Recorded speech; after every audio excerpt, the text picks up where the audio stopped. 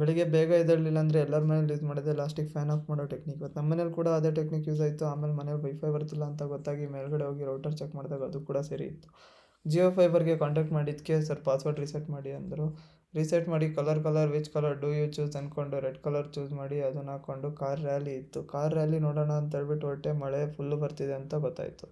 ಸ್ವಲ್ಪ ಹೊತ್ತಾದಮೇಲೆ ಸಾರನ್ನ ಎತ್ಕೊಂಡು ರ್ಯಾಲಿ ಲೊಕೇಶನಿಗೆ ಹೊರಟೆ. ಆಮೇಲೆ ಸಾರ ಇದ್ದಳು ನಂಗೊಂಚೂರು ಎಣ್ಣೆ ವಹಿಸು ಅಂದಿದ್ದಕ್ಕೆ ಅವಳಿಗೆ ಎಣ್ಣೆ ವಹಿಸಿ ಲೊಕೇಶನಿಗೆ ಬಂದೆ. ಲೊಕೇಶನಿಗೆ ಹೋದಾಗ ಇನ್ನೊಂದು ಥರ ಬೇಜಾರಾಯಿತು. ನಾವು ಕಾಲಿಟ್ಟಿದ್ದ ಕಡೆ ಎಲ್ಲ ಹಿಂಗೆ ಆಗುತ್ತೆ ಅಂತ ಇವಾಗ ಗೊತ್ತಾಯಿತು.